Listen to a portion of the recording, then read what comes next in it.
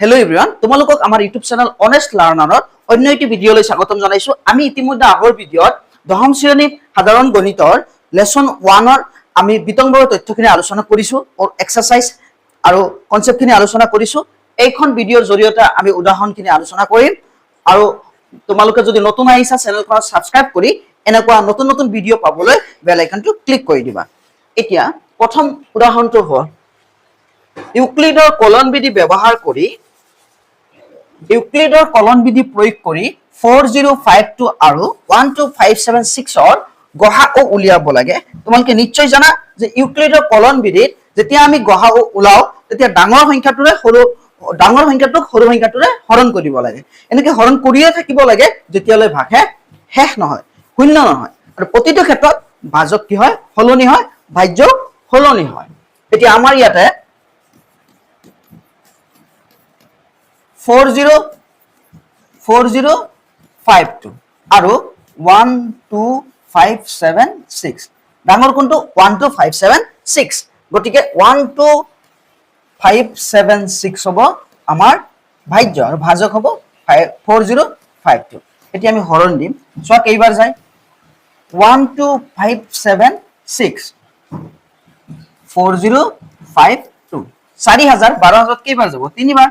3 2 গুণ 6, 3 5 গুণ 15, 5 হাতত থাকিল 1, 3 0 গুণ 0 হাততো 1 আছেই, 3 4 গুণ 12।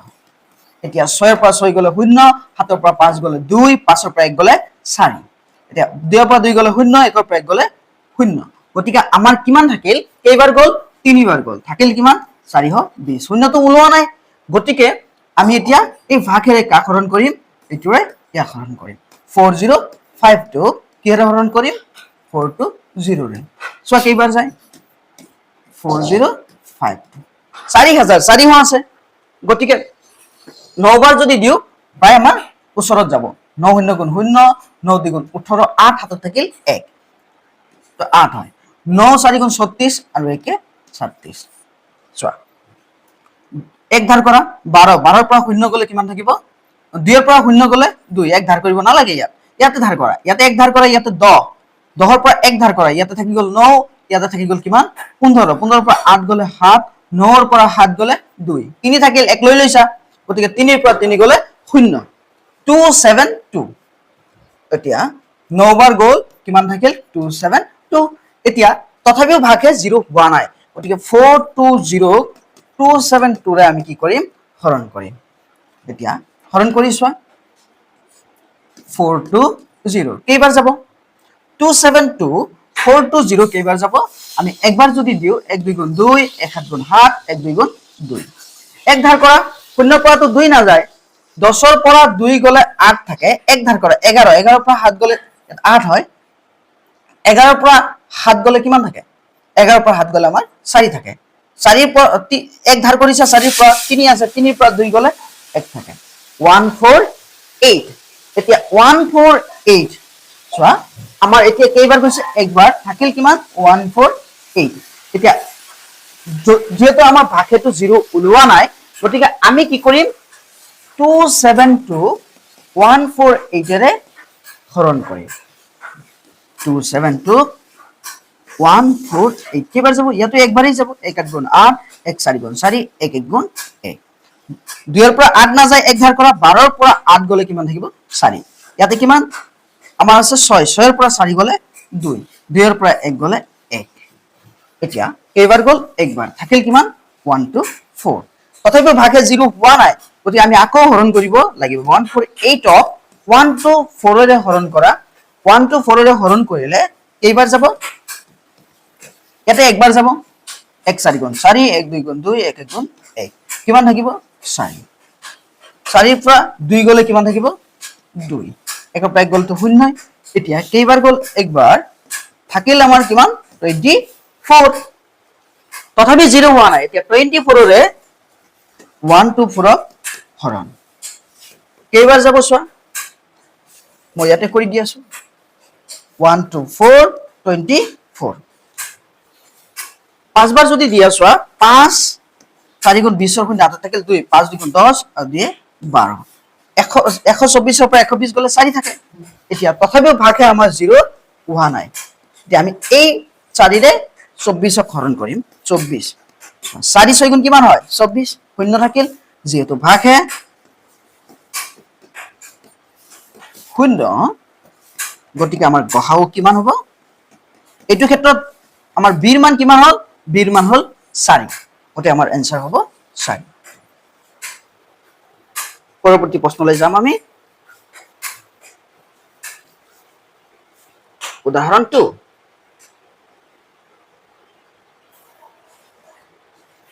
উদাহৰণটো দেখুৱা যে প্ৰত্যেক যোগাত্মক যুগ্ম অখণ্ড সংখ্যাই 2q আৰ্হিৰ আৰু প্ৰত্যেক যোগাত্মক অযুগ্ম অখণ্ড সংখ্যাই 2q + 1 আৰ্হিৰ ইয়াতে q লগত কি আছে q অখণ্ড সংখ্যা q লগত 2 আছে গতিকে b ৰ মান কিমান 2 এতিয়া সলিউশন লেট আমি কি কৰিম ধৰি লম a আৰু b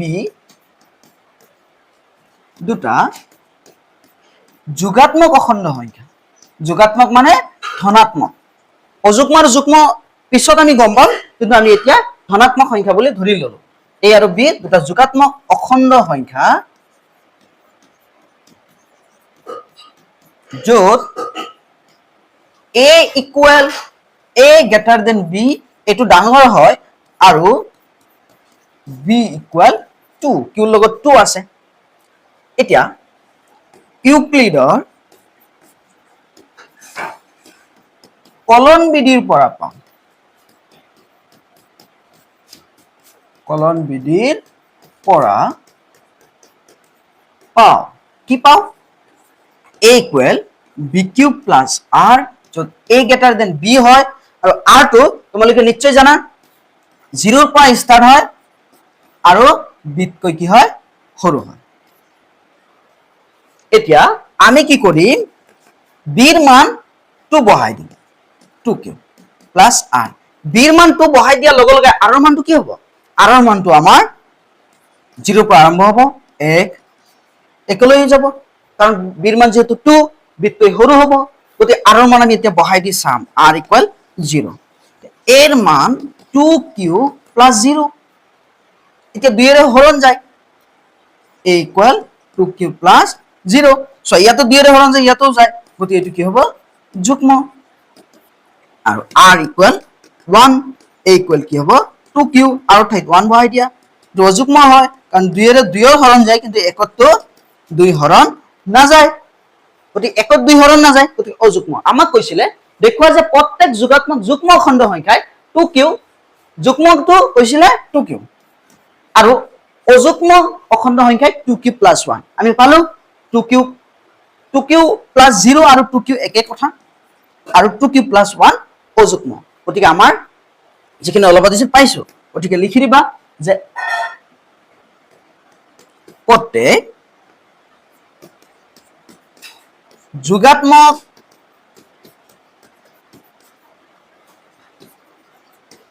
যুগ্ম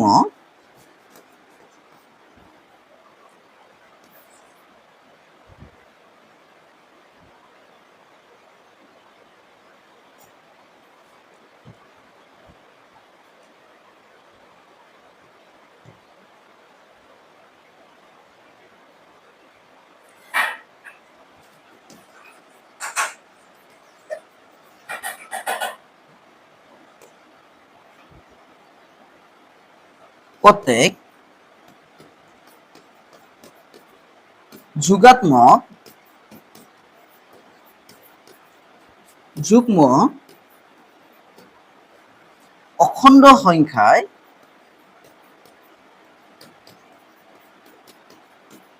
2q আৰ্হিৰ আৰু আৰু কি হ'ব যে অযুগ্ম অখণ্ড সংখ্যায় অযুগ্ম হয়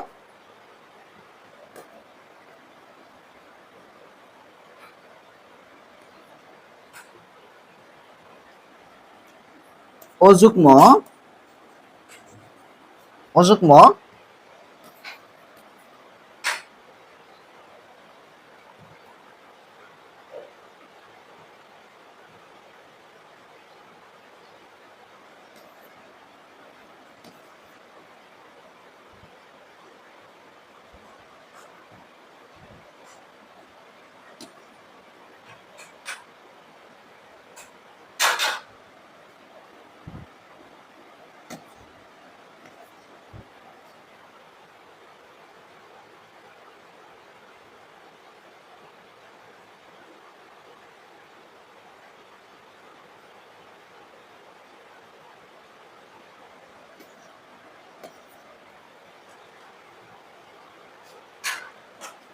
আৰু আকৌ মুছি গৈছে, মই লিখি দি আছো, প্ৰত্যেক যুগ্ম অখণ্ড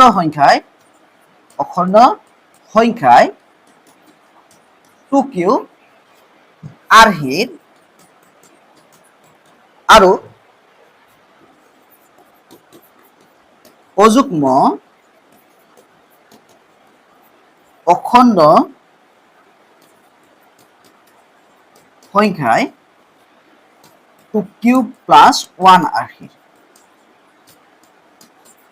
য'ত q যিকোনো এটা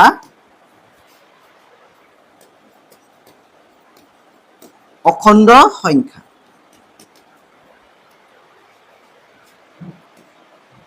নিশ্চয় বুজি পাইছা? আমি পৰৱৰ্তী প্ৰশ্নলৈ আগবাঢ়ো। দেখুৱা যে যিকোনো অযুগ্ম অখণ্ড সংখ্যাই 4q প্লাছ 1 নাইবা 4q প্লাছ 3 আৰ্হিত, য'ত q কোনোবা এটা অখণ্ড সংখ্যা। একেই কথা, ইয়াতে বিৰ মান কিমান হ'ব? 4। আমি ধৰি লম এ আৰু বি দুটা যোগাত্মক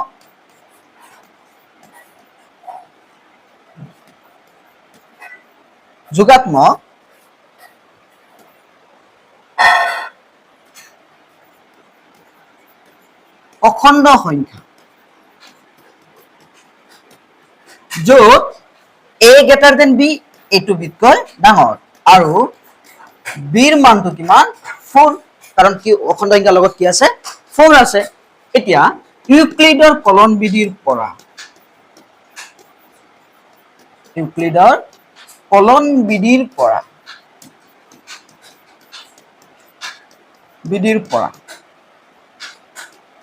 পাওঁ, কি পাওঁ?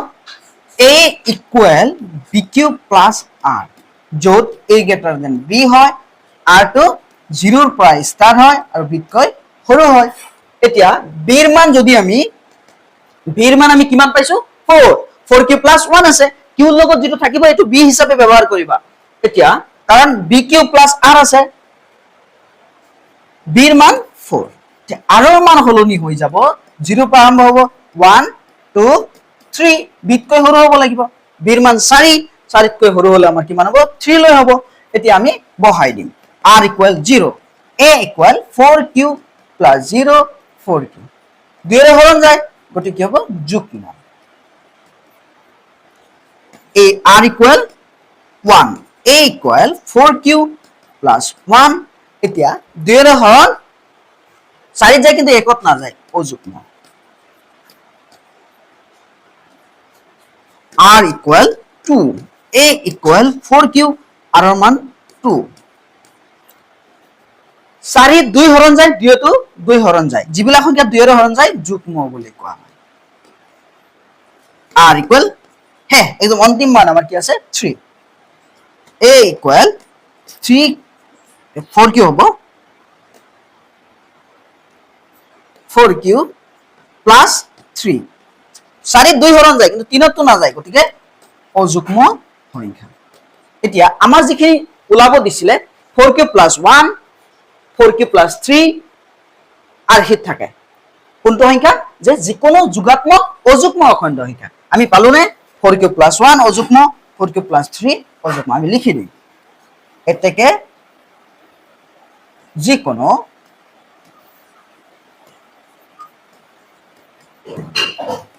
যোগাত্মক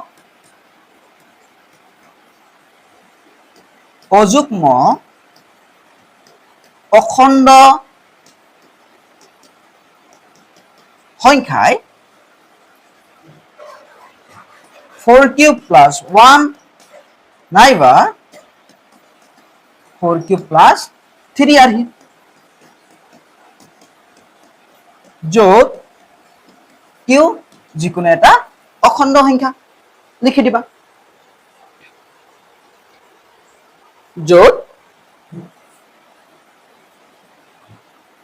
q যিকোনো এটা অখণ্ড সংখ্যা।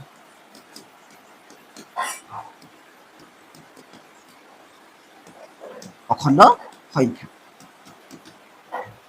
নিশ্চয় বুজি পাইছা আমি পৰৱৰ্তী প্ৰশ্নলৈ আগবাঢ়ি উদাহৰণ 4টো চাবা যে এজন মিঠাই বেপাৰী মিঠাই নিশ্চয় খোৱা তোমালোকে মিঠাই বেপাৰীয়ে কি কৰিছে চোৱা 420টা কাজু বৰফি আৰু 130টা বাদাম বৰফি আছে বৰফি দুই প্ৰকাৰৰ আছে তাত কিমান আছে এটা আছে কাজু বৰফি 420টা আৰু 130টা আছে বাদাম বৰফি তেও সেইবোৰ কেইটামান থাকত এনেদৰে সজাব বিচাৰিছে যে প্ৰতিটো থাকতে সমান সংখ্যক মিঠাই পায় ক'ত যাব ইউক্লিডৰ কলন বিধি আৰু ট্ৰেখনত এইবোৰ আটাইতকৈ কম ঠাই আগৰে এই উদ্দেশ্যৰে থাকবোৰ সজাব বিচাৰিছে মানে এখনৰ ওপৰত এখন মিঠাই এনেকে থব বিচাৰিছে ধুনীয়াকে এনেকে থব বিচাৰিছে প্ৰতিটো থাকতে কিমান সংখ্যক মিঠাই থাকিব হোটেলত গৈ নিশ্চয় দেখা পায় এনেকে সজাই থৈছে গতিকে প্ৰতিটো থাকত কিমান থাকিব আমি এতিয়া ইউক্লিডৰ কলন বিধিৰ পৰা আমি চাম 420 আৰু 130 ইউক্লিডৰ কলন বিধিৰ সহায়ত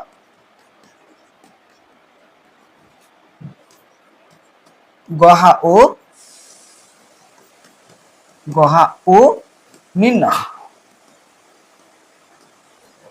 দিয়া ডাঙৰ কোনটো 420 130 সৰু 420 আমি হৰণ কৰিম 130 ৰে 420 130 এটা 4 দিলে বহুত বাৰ হৈ যাব আমি 3 ৰ দিম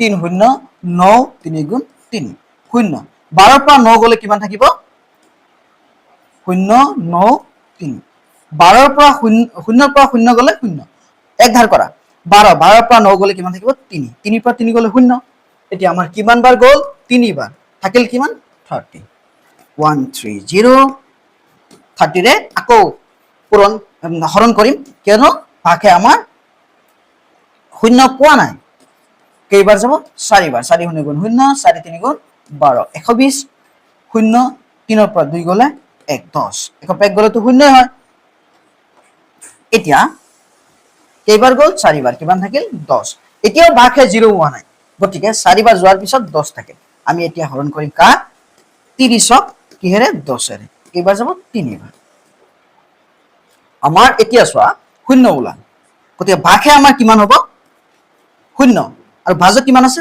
10 গতিকে প্ৰতিটো স্তৰত কেইটাকে থাকিব মিঠাই 10টা গহাও আমাৰ হ'ব 10 আমি আকৌ চাও চোৱা 130 420ত 3 0 গুণ 0 3 3 গুণ 9 3 গুণ 3 0 পৰা 0 গলে 0 12 পৰা 9 গলে 3 এতিয়া আমাৰ ভাগে 0 হোৱা নাই গতিকে 30 ৰে 130ক হৰণ 4 3 গুণ 12 120 হৈ গল 130 পৰা 120 গলে 10 থাকে এতিয়া 10 30ত কেইবাৰ 3 বাৰ গতিকে যেহেতু ভাগে আমাৰ কি হৈছে 0 এতেকে গহাও কিমান ভাজক আছে 10 10 গতিকে মিঠাই প্ৰতিটো সজাব খুজিলে প্ৰতিটো থাকতে কিমান থাকিব মিঠাই এতেকে প্ৰতিটো থাকতে কেইটা মিঠাই থাকিব প্ৰতিটো থাকতে 10টাকে মিঠাই থাকিব 10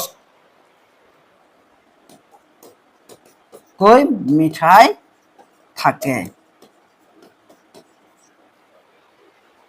থাকবোৰ সজাব খুজিলে প্ৰতিটো থাকত কিমান সংখ্যক মিঠাই থাকিব 10টাকৈ মিঠাই থাকিব আমি পৰৱৰ্তী প্ৰশ্নলৈ যাও বলা উদাহৰণ 5 চাবা যে 4 টু দি পাৱাৰ n সংখ্যা 4 টু দি পাৱাৰ n সংখ্যাবোৰ লোৱা য'ত n এটা স্বাভাৱিক সংখ্যা আৰু n ৰ এনে কোনো মান আছে নেকি য'ত 4 টু দি পাৱাৰ n ৰ মান শূন্য অংকটোৰে শেষ হৈ পৰীক্ষা কৰা চোৱা শূন্য অংকৰে শেষ হ'বলৈ হলে সংখ্যাবিলাক কি হয় সাপোজ 10 ইয়াৰ লাষ্টত শূন্য আছে 2 আৰু 5 ৰে একেলগে হৰণ যায় যেনেকৈ 20 2 আৰু 5 ৰে হৰণ যায় তো 4 2 আৰু 5 কেতিয়াও একেলগে হৰণ না যায় গতিকে চোৱা সলিউশন আমি কৰিলে বুজি পাবা যে যেহেতু 4 to the power n equal 2 into 2 whole n উৎপাদক 2 এতেকে 4 টু দি পাৱাৰ n সংখ্যাটো 2 আৰু 5 একেলগে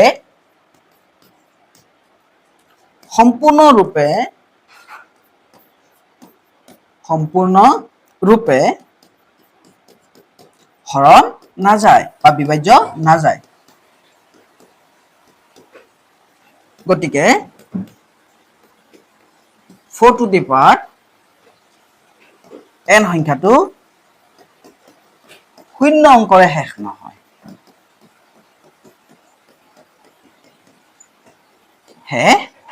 নহয়। নিশ্চয় বুজি পালা? আকৌ কৈ আছো, যিবোৰ সংখ্যা 2 আৰু 5 একেলগে সম্পূৰ্ণৰূপে হৰণ যাব সেইবোৰ সংখ্যাই 0 অংকৰে শেষ হ'ব।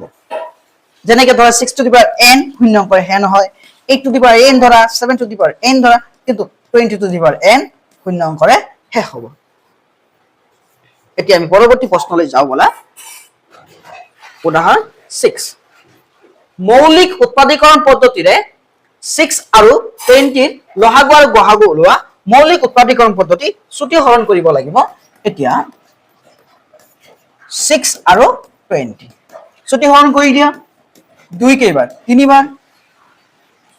আৰু 2 10 বাৰ, 2 5 বাৰ। আটাইকেইটা মৌলিক সংখ্যাই হয়। 2 মৌলিক সংখ্যা 3, 2 পূৰণ 3, 2 পূৰণ 2 পূৰণ 5। এতিয়া গসাগুৰ